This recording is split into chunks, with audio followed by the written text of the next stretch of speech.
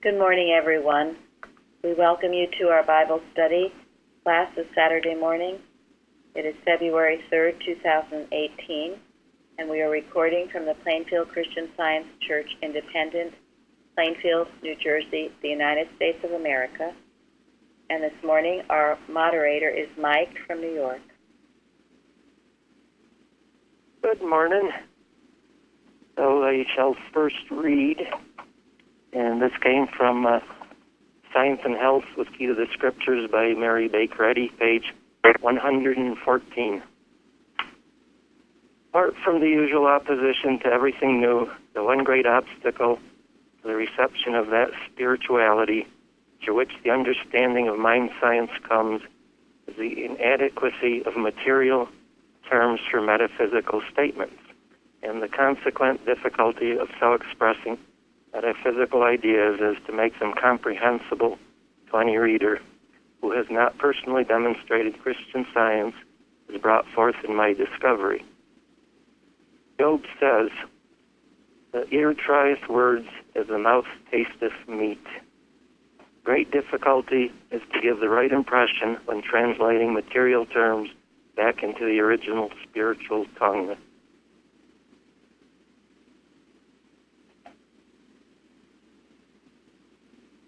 And so we have it. And what is the key to understanding what is written in Science and Health or in the Bible or in any other inspired book?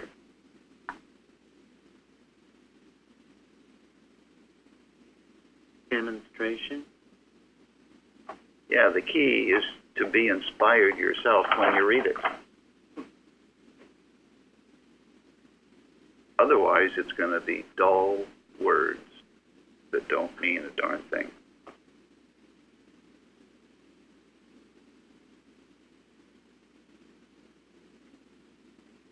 So if you're feeling uninspired, what should you do? Ask God to give you the inspiration you need. Yeah, rouse yourself. Yeah. It's not the fault of the book. I think that's why we pray, for the right mind to be when we wake up, so that we can read our lessons with a better state of thought. Thank you. Yes, and it's when you go on week after week feeling uninspired and, maybe not reading anything or feeling in the doldrums, sometimes this is the winter doldrums. Sometimes there are a lot of different names that come. But anyway, you have to rouse yourself. Mrs. Evans would say to beat yourself. Because if you go along in that track for a long period of time, what's going to happen?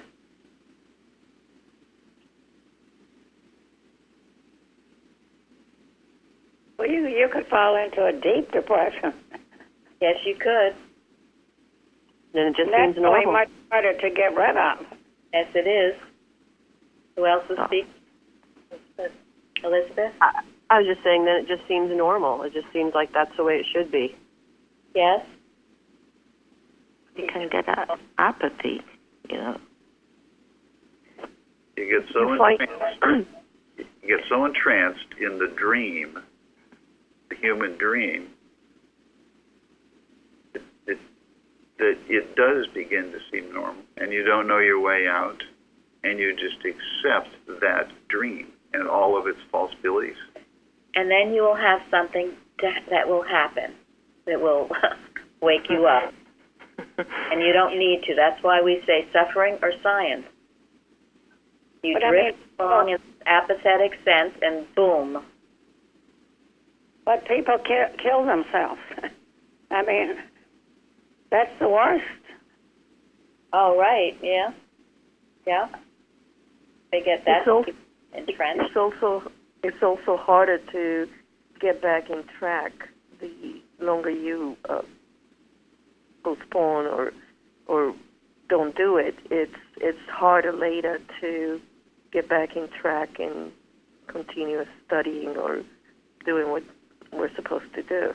Thank you. Mm-hmm. That's so true. And that is one of the things that keeps me, I just remember what it's like. I go off, I just start drifting off, and then all hell breaks loose, and then you've got some real problem, and you're digging yourself up out of a hole. And you don't have to do that. This is the falling away first. And this is what it is when you are not feeling inspired about your reading or what you're doing. You have to keep, what was it, Elizabeth, her readings on a Wednesday night about the fire going. Keep it going. Keep your enthusiasm. It doesn't just happen. You have to work at it. People act like, oh well, I'm not feeling happy, or well. And how could God let this happen? That's right. It's his fault. Yeah, it's his fault, and all of this stuff. Well, rouse yourself. It's not easy. If you want to be happy, argue on the side of happiness. That's why. I mean, when you're new to science, fine. It's understandable. But when you've been here a long time and you're still doing this, then come on, grow up. Really. On the other hand, when you really make yourself and you get, the discipline of doing it, you feel different if you don't do it. Yeah. Exactly. Yeah. So. And that's the good. That shows you've really grown. Yeah. Safety. That is your safety. All the bells and whistles will go off early before you're in a deep hole. The bells and whistles will start going off. You'll start feeling not right, and so you do struggle to get back. So stay on track, stay on the path, and if you're not feeling it, then work to feel it. That's why this relationship is often referred to in the Bible as a covenant, which is a two-way contract.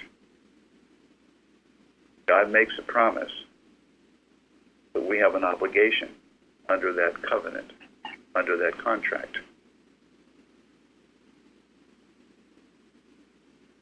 I'm not sure if this is proper, but to say that instead of one getting off track and killing oneself, I would say that animal magnetism is the killer, because when I was young and had all these tragedies with all these pets and family members, etc., I didn't ever think about killing myself, but no, I did, because I decided the solution to losing pets was to stop loving.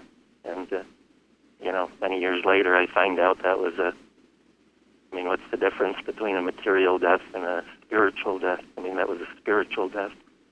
Mm-hmm. Yeah, and Mrs. Eddy says, what does she say about the suicide? What does she say a suicide is? Sinner is a suicide. So you're sinning if you get in that deep depression and you're just not listening to God's voice. It's the way out, and science teaches you the way. And she says something about the denial of truth is fatal. Mm-hmm. Yes. So you're right. Animal magnetism is the sum total of all evil.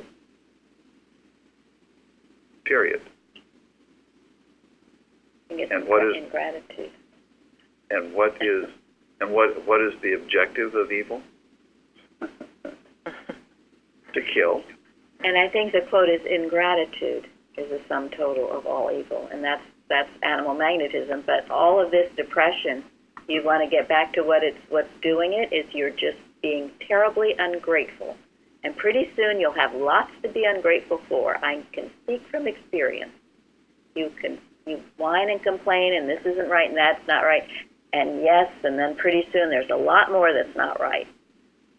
So. And it's a selfishness involved anyway. It's all about self. So. All self. Self is hell. And that really sums it up for me, because I was extremely selfish, and I do have to add that there was really Christian Science in those days was unheard of for me. And what I was taught in Sunday school and was all about tragedy, and my parents really didn't believe in religion at that point from the things that they'd gone through in their lives, I would assume. So it was a very drifty, hope for the best kind of world I existed in. Right. Right. As most of us did. And that's why there's a lot of slack until you learn this truth. It's tough. Human existence, the Adam dream. But once you learn it, then take hold, pull yourself up out of it. You don't have to live in the Adam dream. You can live in heaven on earth. But it's not handed on a silver platter. It's something you work for and earn every day. And everyone's responsible for themselves. We help each other, yes, but we can't carry anybody on our backs. I really like that Christian Science makes it clear that you're responsible for yourself. That way, if you feel like a victim, it's just you victimizing yourself. So. Exactly. Well, that's right.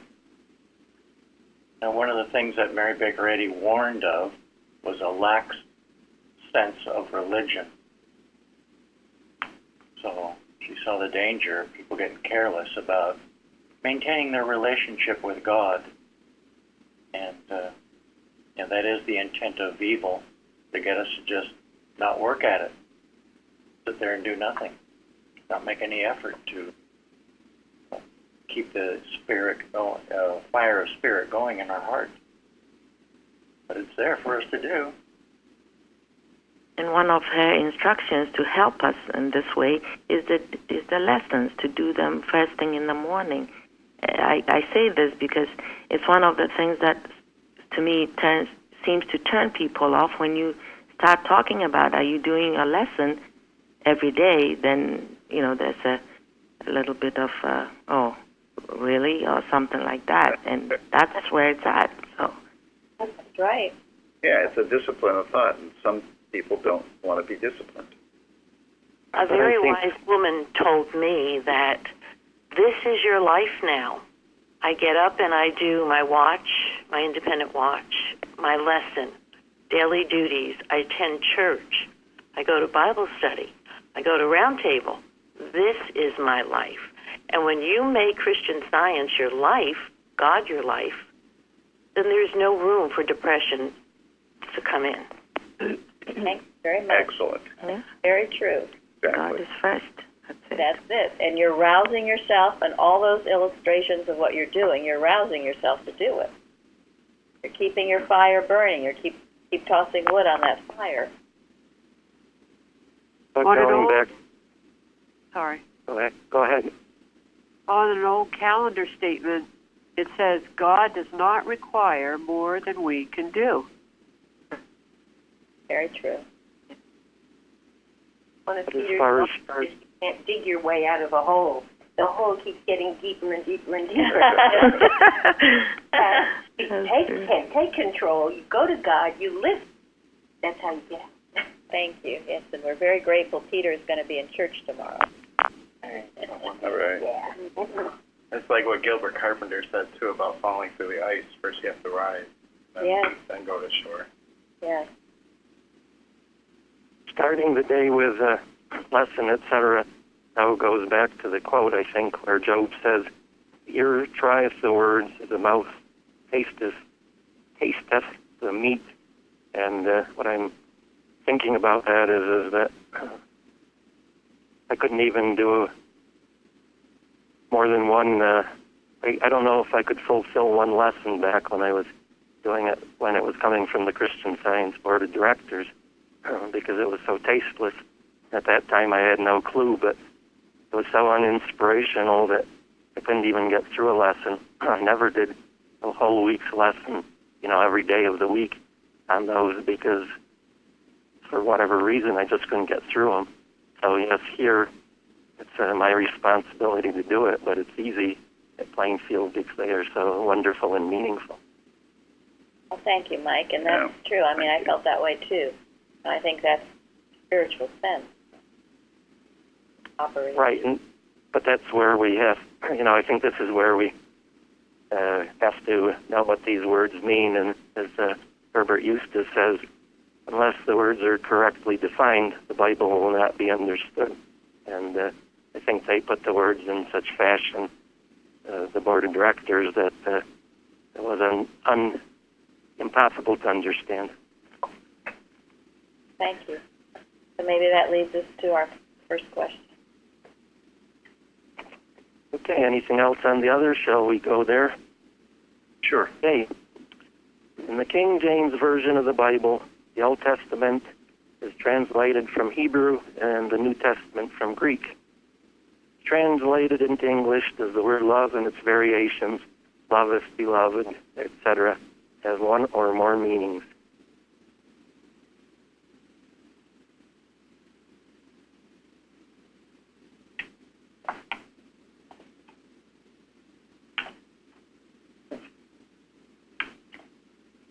And everyone speak at once. Well, I'll start speaking. One of the things that I found fascinating was that there's so many different subtle meanings. I'm not going to go through them, but even just looking in the concordance, number one is that the first time love was used in the Bible was Genesis 27, and that was from I think it was Isaac wanting the meat prepared the way he loved it. And then the second time was in 29. And that was Jacob loving Rachel. And then when I was looking at loving kindness, I thought this was kind of interesting because I had never really looked at that word closely. And that was defined by Strong's as kindness toward God, piety, kindness, not rarely, but rare reproof, merciful. And so I think that's a very high definition of love. And it actually came from a word which I thought was even more interesting, which is to bow the neck only in courtesy to an equal. And it made me think, if God is treating me as an equal, and then the next day I start my lesson, and I get to the second citation, which was Psalms 86. And it said, "Bow down thine ear, O Lord, hear me, for I am poor and needy." And it just, I have to say, it kind of blew me away because, here I was thinking of somebody begging for God to listen, and I realized what Psalm 86 means is that God is always ready to listen to me, even though I'm not always ready to listen to him. Okay, thank you. One of the things that stood out to me when I looked at some of the definitions of love under the New Testament, one of the first ones, they said to love in a moral sense. And I really thought, and I loved the calendar statement today. It was by Mrs. Eddy, and it said, "Be Christ-like, tender, merciful, temperate, humble, and pure." And it just made me really realize that this moral sense is not letting wrong rule the right.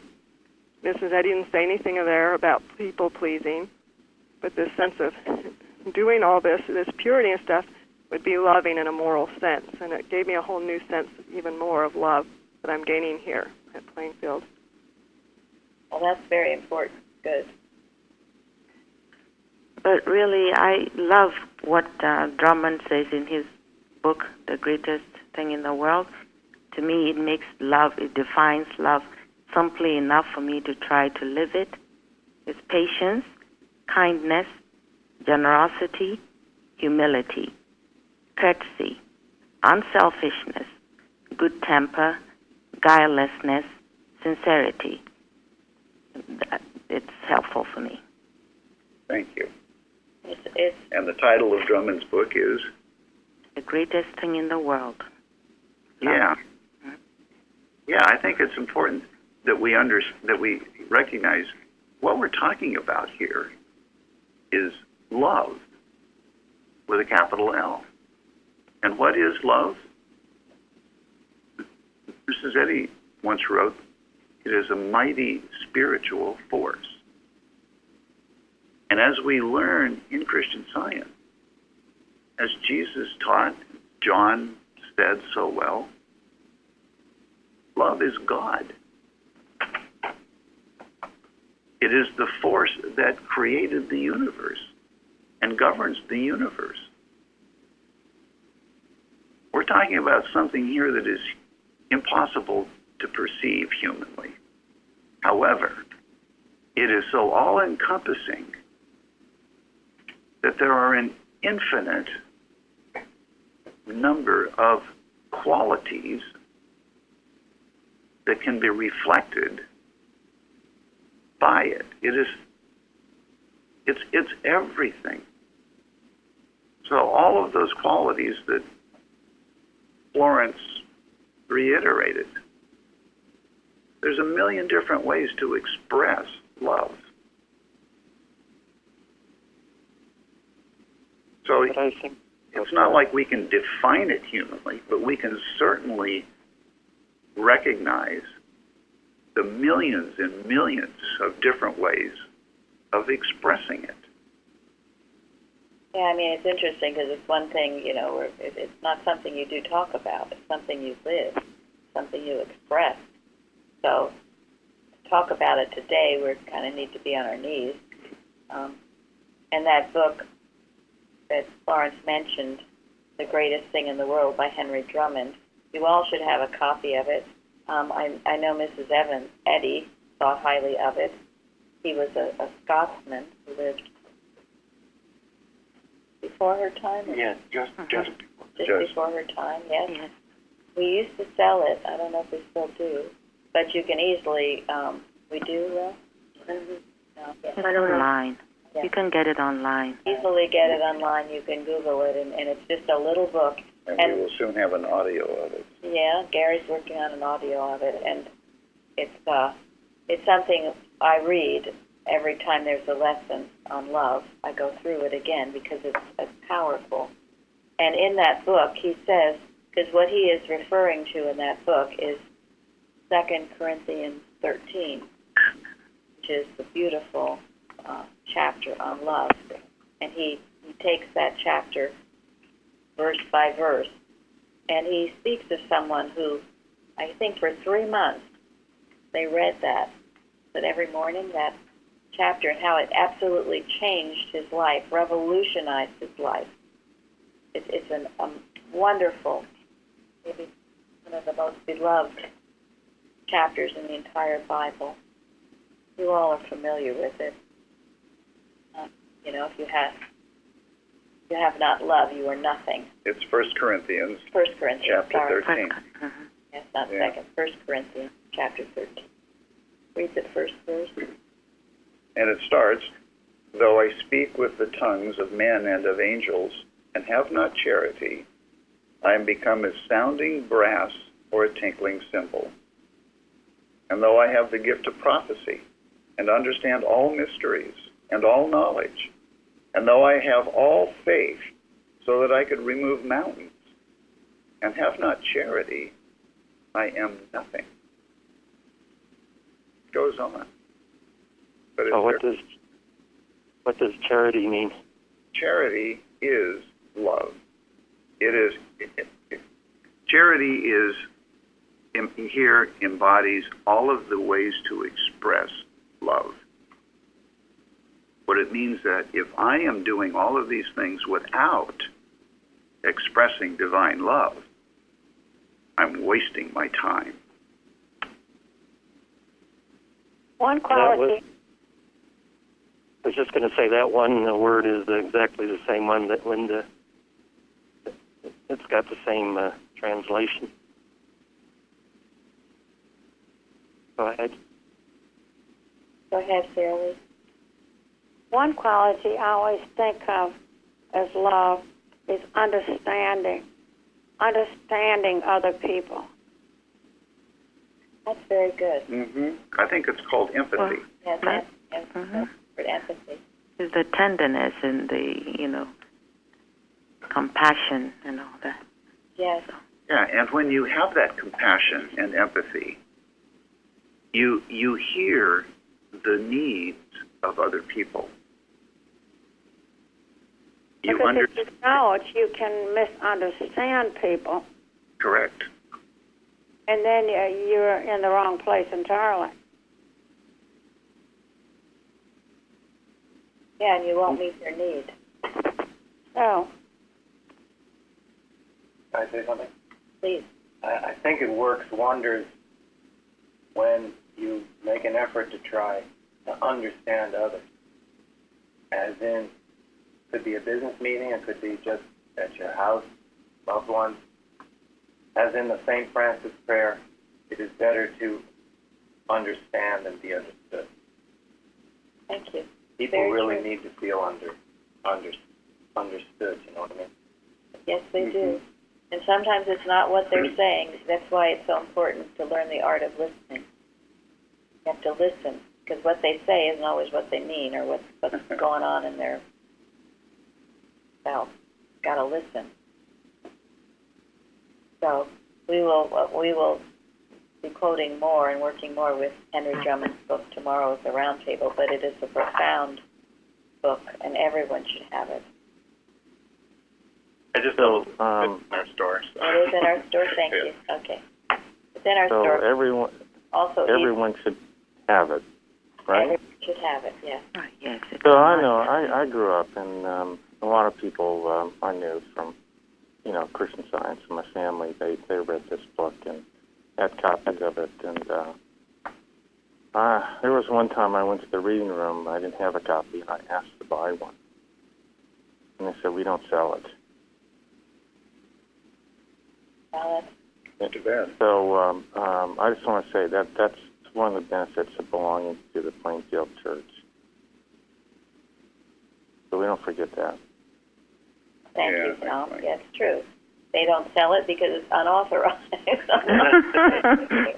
And it's not written by a, quote, Christian Scientist. Well, they and then you might learn something. Yeah, right. That's right. You might learn something. Thank you, Tom. I do So, have to say that unfortunately I discovered that there was a couple of types of loves there, which are actually sensual, which I recognize that that's what I grew up. That was my understanding of love, because that's what you saw in books and media and whatever. So that's the type to watch out for. I think one of the very simplest things, which it took me forever because nobody told me this about reading Science and Health. They said just go read it. I never even fully understood the difference between the capital L, the divine love, and the small L, which is just such a clever way that Mrs. Eddy simply showed what was divine love and what was material, selfish, personal type of love. That's good. And Yeah, I love a watching point that's on our website this week, because it talks about be careful that you don't seek to be loved by others, which is the selfish aspect. And I would say the selfish misinterpretation of love, as opposed to simply learn to love, which is to be the reflection, which is totally unselfish. I mean, love is manifested, like Gary said, in millions of different ways. We can categorize them into selfish and unselfish. And the selfish is not love. is not love. Right. Yes. Right. I think that's the important thing to keep in mind here, is that the word love, has an important spiritual significance. I mean, it is what heals. It is your relationship with God and with one another. It's the basis of life. However, the human mind has perverted the word and tried to give it meanings that are not true, and that's where you get people using the word to describe sensual attraction and things like that are not love at all. and you get it bombarded, in movies and billboards and other ways to make you think that unless you have that kind of love, you're not loved, which is a totally false misrepresentation. Or you are not loving someone because you don't have that kind of sensual. Right. because you don't have sex with them. Right. Talk about perversion. So anyway, here we have the book. I was just going to say, I really think that beautifully brings out what I didn't know I was asking with that question. So unless there's anything else, shall we move to number 2? Well, let me just finish on one. Oh, sorry. Go ahead. Sure. Go ahead, whoever that was. Oh, no, it's Colleen. I just, when I was trying to compare the meaning love in the Old Testament and the New Testament, to me it seemed that in the Old Testament, the meanings were more like ethereal or pointing my thought more upward in a more general sense. And with the New Testament, it seemed it was pointing more to like material fetters or more specific, talking about a fondness of love of a person, or a brother, or love of money, or love of mankind. It was more defined. So I kind of saw a difference in that.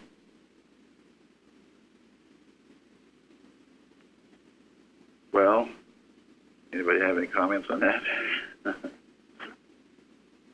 Here we have a book that's written over thousands of years by a lot of different people who were, most of whom were very inspired at the time and wanted to write down what inspired them because they knew it was valuable for eternity.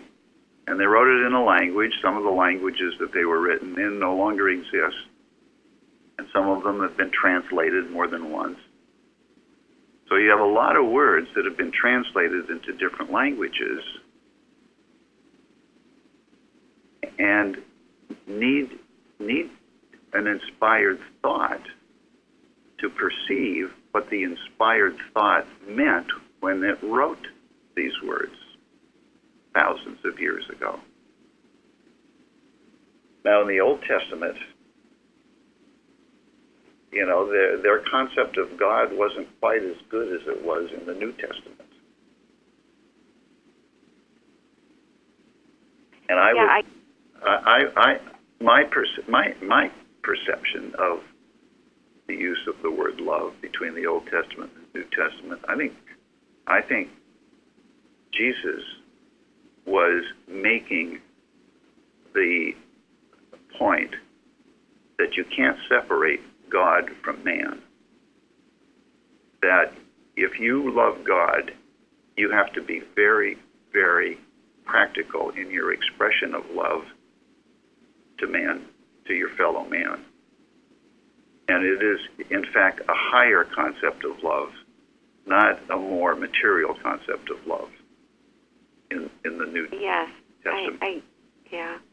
I understand that. I think what I was trying to say is that we've maybe become so material, it requires instruction or to lift the thought, and that we really are spiritual beings, and our foundation and we're made of love, and it's trying to lift our thought more up. I don't know, but that was just kind of the sense I got.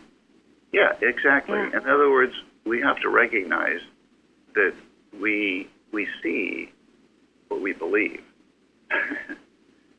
we perceive from the standpoint of where we are mentally. Yeah. And it's sad today because you see, I will say boys and girls, but particularly maybe girls who maybe feel that they aren't loved unless they have sex with men, or that's their concept. And this is very erroneous. It's very, actually very dangerous. And now with all the birth control and everything else that's out there, it's just this more and more free love. This isn't an anti-sex lecture, but it is very important that we teach our children the importance of what true love is. And that isn't it. That might be a very small part of that, of a relationship between a man and a wife. But all of these things are getting lost now. And it doesn't, do you see people happier? I don't see people happier. See, one thing, it was making people happier, but it's not. It is not. It's seeking it in the wrong place. Yeah. And if we do not have some kind of a standard within ourselves, who will? And maybe, nobody's listening, but maybe somebody is. So I keep saying it. And hopefully people are listening to some degree to raise the standard. But all of this, with young people just sleeping around and looking for love in the wrong place. In the wrong place. Wrong sense, totally wrong. Yes, because they haven't been taught properly at home. At least do what you can to teach that. And especially with women, especially that's not their big selling point. It shouldn't be. They have to have respect for who and what they are. And if a man does truly love you, he will respect you and not just want to jump into bed with you. The media also promotes that quite a bit. When you watch television, when you in the magazines, and this is a constant bombardment of you have to do this, or this is acceptable, or this other way is acceptable, and I think this has a very big influence on the young people's mind. I know that my daughter, when she was growing up, I think that popular show Friends was on, and really she thought, after she finished high school, she didn't want to go to college, so she moved to Washington, D.C. Her daddy was paying for the apartment, and she got a little job at the Gap, working, had a relationship and this and that, and then all of a sudden she realized this is getting me nowhere, and she decided on her own to go back to college, and she straightened out. But it's a lot of young people are exposed to this, and it's such a bad influence, and it can really, the parents have to be so alert to what they're watching or what they're seeing or how what they're reading even. You're absolutely right. It's everywhere. Billboards, movies, TV. I know. We had children that age too. Sex in the City, Friends, all these things. Or this is the way you do it. This is how it's done. Bombarded, and then if you don't do it, there's something wrong with you. So whatever you can to make sure they have a right respect of who and what they are, and to understand that is not a definition of love. It just is not. And there's this good movement going on where women are now standing up for themselves.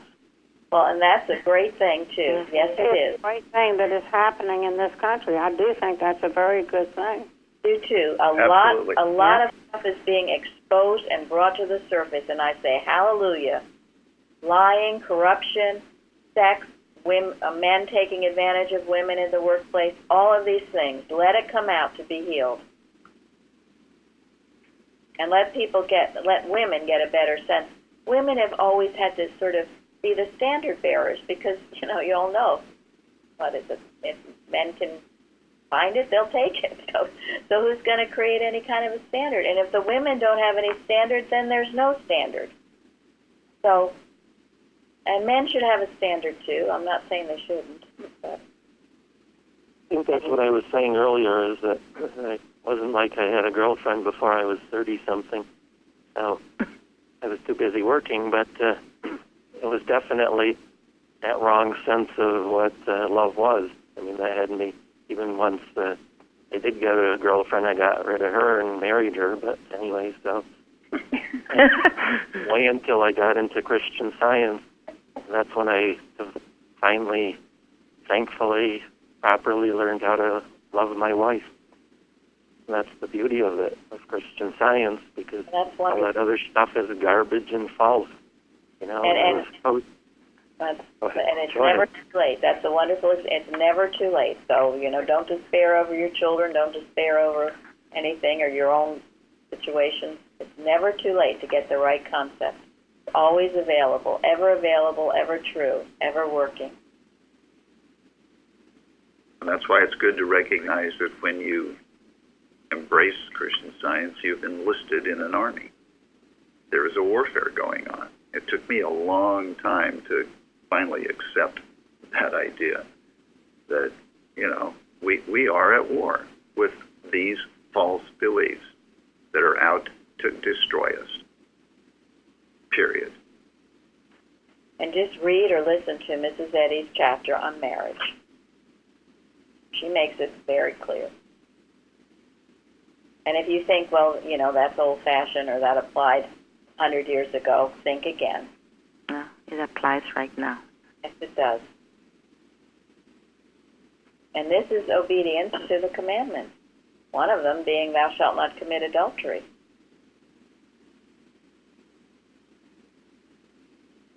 And that word can be interpreted many different ways, but that is one interpretation of it. So uphold it the best you can. And I know it's hard right now, but still, that doesn't mean we shouldn't work at it, because it's the truth. I think it takes a lot of courage to have moral courage. Oh, I know, and I hear from parents of teenagers, and especially when the other parents are not enforcing it. They are saying, it's okay, let's do it. Very difficult. And some of you have been taking admirable stands. And at least, and at best, you're saying, I do not approve of this. If you're going to do it at your friend's house, but it's not being done in my house, and I don't approve of it, and you can tell them why. But you made a stand, and that will have an impression. It will. Whether they listen to you or not, it's going to have an effect, an impression. Don't ever doubt it. And many do listen. And when you take a stand out of love in your heart for your child or for that child, when that love is in your heart and you take that stand, that love is a mighty spiritual force, and it will leave a lasting impression, notwithstanding the resistance that you might see in the first place, but it will have a lasting impression. Yes, it will. It will. It absolutely does. You're coming out of love, they're going to feel it. They can fight you with all their being, but still, that love is what's lasting. And eventually it will take hold. It has to, because it's the truth. So that's why there's never any need for despair.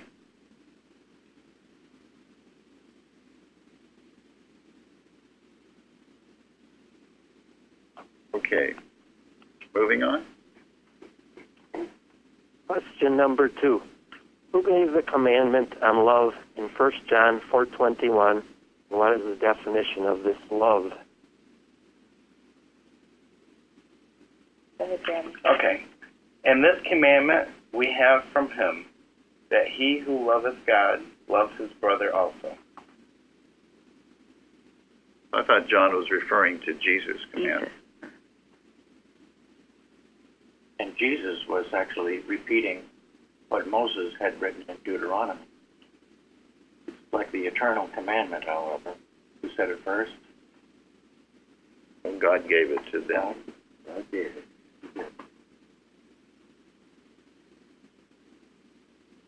And the definition of this love?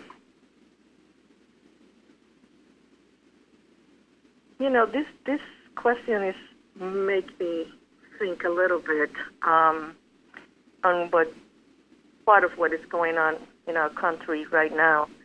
The division amongst races and nationalities. It has brought forth a very ugly aspect of I guess, what has been lurking underneath the surface in many areas of the country and with many people that even they profess themselves to be Christians and go to churches and all this, and yet now and then you still hear in the news some ugly aspect of this division of based on race and based on nationality, which it has made me think with this. Well, we are really not following the commandment because we're really not loving our neighbor, or based on this erroneous belief. That's right. And who's promoting this division, as you say? Where's it coming from? Animal magnetism. True. The human mind. And right. And how does it manifest itself in our society today? It manifests through the media, through television programming, just about everywhere. Exactly. Through programs that profess to be news but are just propaganda. That are the human mind in full bloom. But even in the workplace, there's a subtle, you can sense it's like kind of a subtle division. If somebody leaves the work, Inspire or whatever, you have certain people saying, yes, this was because, the race or the nationality, and that expectation, that you're going to be less than, which is sad that... Is this something new? No, it's going on forever and ever and ever. Yeah, the human mind, this is the result of the human mind. The Adam dream. The Adam dream. This is not new. And it's been going on forever. exacerbated by the media, who often reports and emphasizes. You don't hear all the loving and good things that go on. They report every terrible thing to make you think that it's... that it's more common than it really is. And always, it's always been there for the people. It has been, in the deepest recesses of the mind, this kind of like, to think yourself that you're different from your brother or sister, your neighbor, and I think this is now more on the forefront. And that's a good thing. It's a good thing to be exposed. It's a good thing to come out if it's been lurking. But it's also why we make the differentiation of Christ Christianity. That's what how Mrs. Eddy refers to it, Christ Christianity. Because I will agree, there are a lot of Christians who are professing things, so-called, that I even the fact you're going to go to hell if you're not their religion. All of this stuff. And they are so-called because they do turn off people from what the Christ Christianity is. Absolutely.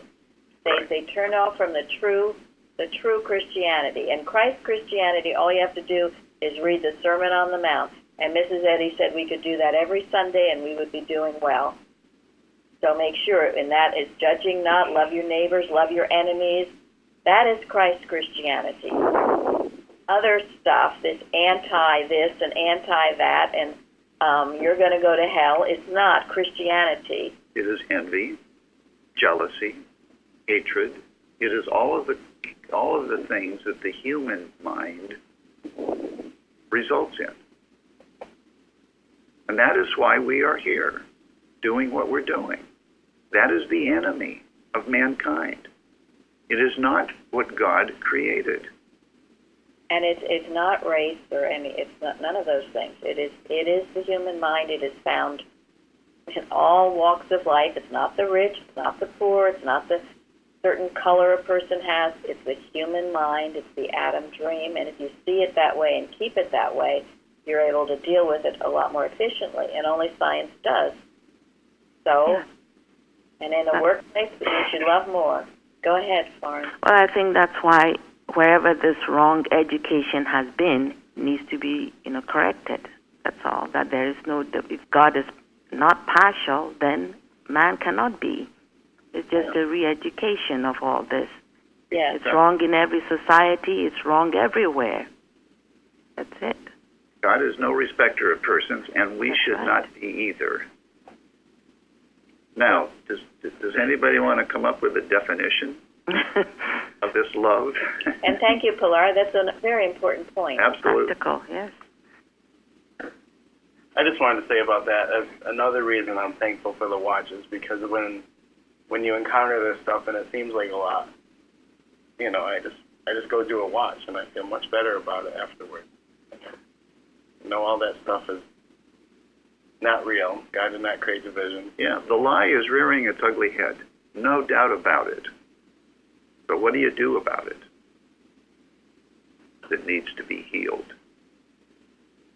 And what is the healing agent? L-O-V-E. Divine love. Divine. Not human, but divine love. And you know that, I don't know, but Mrs. Eddy has in the very beginning of Science and Health this quote from Shakespeare: "Nothing is neither good nor bad, but thinking makes it so." I mean, so we can think of our flag as symbolizing something good, or we can think of it as symbolizing something bad. Love of God and love for God's children, the true and real spiritual idea of everything. Right. You're not living if you're not right. loving anyway. So. And when we see a human government doing the wrong thing, the answer is to know that God alone governs. Because nothing human is perfect. Human is imperfect by definition. So don't count on Congress or don't count on whatever to be omnipotent or omniscient. Count on God to govern every activity of your life. That will be a shining example to everybody around you. And wait patiently for love. And when I feel frustrated by some of these things, you think of Jesus Christ, who was in the Roman Empire. The injustices he must have observed were just beyond, I'm sure, belief. And yet we don't read about that in the Bible. He wasn't going around protesting and marching and carrying on about the political injustices. He kept to the truth. And that's what I have to remind myself to do, because the answers are not there. But the answer is in this working, the watching, and the staying with the science, which is the ultimate truth. This is all descriptions of the Adam dream. All of this is the Adam dream. And we can go on with many, many, many descriptions of it. We see them every day. Yeah, and the answer is not to do battle within the Adam dream. The answer exactly. is to rise above it. Go higher. Exactly. But I understand that can be hard at times. And never see it as a person. It's a type, and you can handle it. But really, I tell you, the most effective work I feel now, from all that I've seen, is that spiritual work of putting that lie where it belongs and lifting your thought to God, where the truth is. Exactly. Yes. That's what I've found. Exactly. I know I've been there before when I've been out of shape of arguing right and wrong and didn't feel love in my heart, that I know I've gotten off the track. And, you know, when Gary read that, when I speak with the tongues of angels and I know everything, but I don't have love in my heart, I'm nothing. I mean, you get so insistent on right and wrong, and then the blood starts boiling in your head, and you're not loving, you don't feel any sense of divine love operating, then we've gotten off the track. So love is the answer. The truth that we are knowing, the love that we are holding in our hearts about people, does make the difference. It's not us who does it, but the healer is the love that we are holding in our thought. Thank you. Thank you. Because we are answering questions 2, 3, and 4 at the same time here. You know, when that awful thing was done, some guy, it was in South Carolina, a church, a Bible study. Yes. Somebody came and was shooting them. And their response is what will remain with me forever, because they refused to hate. They rose above all that, under that terrible situation. And I'm sure that did more to heal and bless that situation than just becoming incensed, which in a way they had every right to be. But what good does that do? So we have to rise above the mist, stay out of that Adam dream. And if you grind over it, if you see all this injustice and everything all around you and all, what will happen to you? You're in the dream yourself. You are. Probably you're going to get punched in the face. So please don't do that. Well, there's a new expression, I think it's new to me anyway. It's called drinking the Kool-Aid. In other words, it's delusional. You're thinking something that really isn't. Right. You're getting right into that Adam dream, and it's just going on and on with it. Right. So, and the media, the news inflames it. Let me tell you. It's not news either. It isn't. A lot of it is just propaganda, and I've seen it firsthand in Plainfield. They often distort things. They distort it to get you riled up about things that maybe you shouldn't be. So we have to keep our calm, keep our cool, not our Kool-Aid. Oh, dear. The reaction. You know, and this was something I saw or I read in one of the commentaries. The world does not know we are Christ's disciples through correct doctrine or big buildings, but through our love for one another. So when you see hate, you love more. That was a beautiful quote that Florence found in Mrs. Eddy's when a lot of this stuff, all this stuff was going on in our country, such rank hatred. You love more. We have to. We have to hold that standard. And I agree, though, with Pilar. You stand up for what's right. Absolutely. If anybody asks you or anything else, you stand up for what is right. You speak your mind. You don't be a wishy-washy wimp who won't stand up for anything. That's how we perfect our love. Yes. And many, many wonderful things have done by a few people who have stood up and done the right thing. That's very important, no question about it. When you do it out of love for the people involved, rather than out of anger Yes, at them, exactly. that is what makes all the difference. That's it. And I think this is the key point that Jesus was trying to make. This is the key point that Mrs. Eddy was trying to make. This is the key point. This is the fulfilling of the law.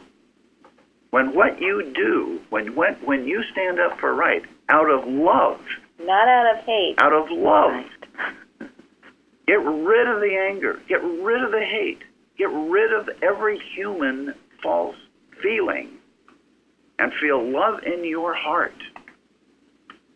That is all the power in the universe.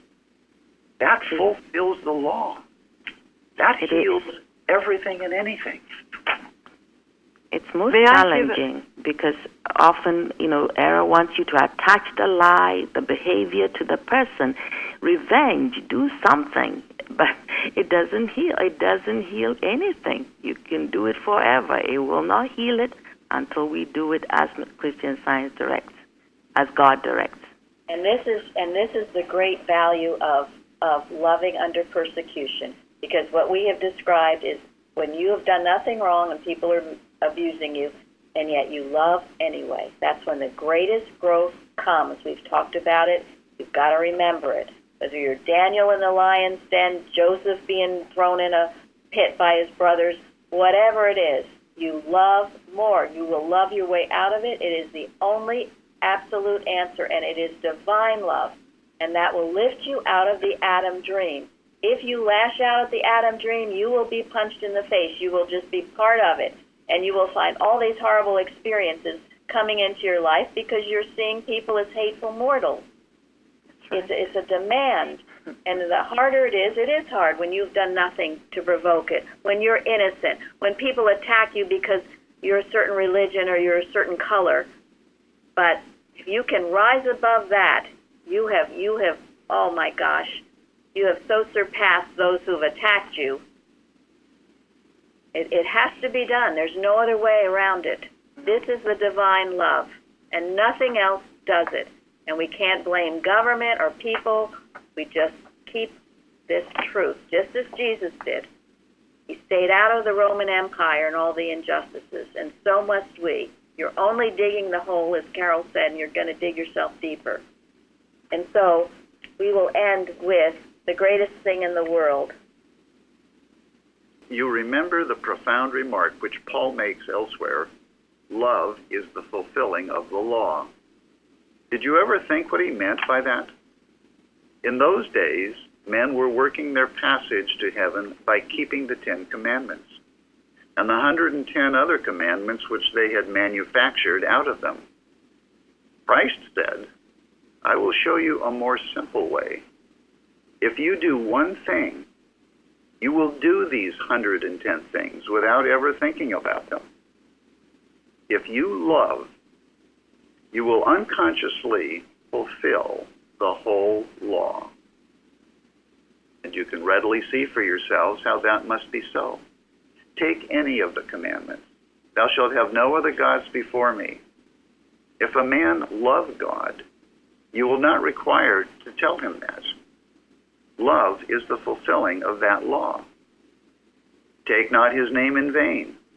Would you ever dream of taking his name in vain if he loved him?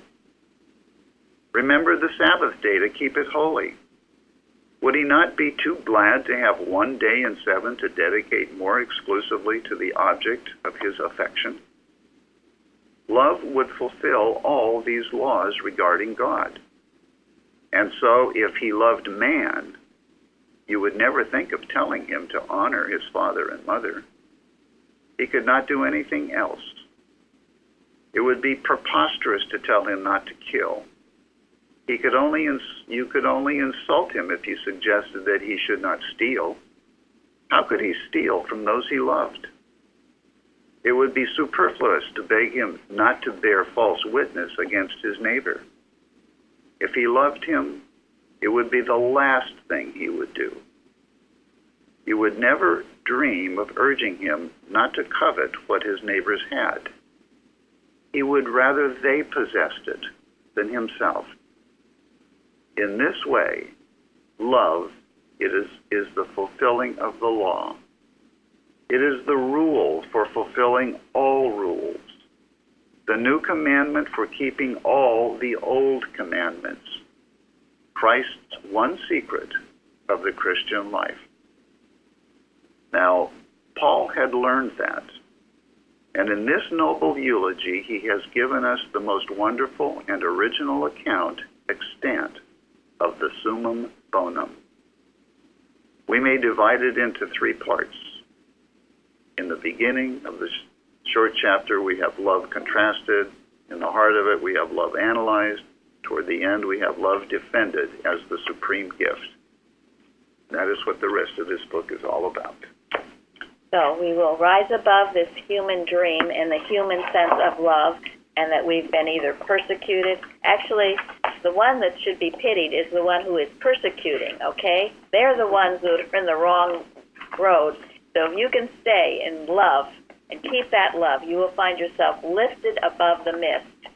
God is working his purpose out, and that we can be assured of. So, good. Thank you. Thank you, everybody. All right. Thank you all. Thank you, Mike. Thank you. Thank you. Thank you.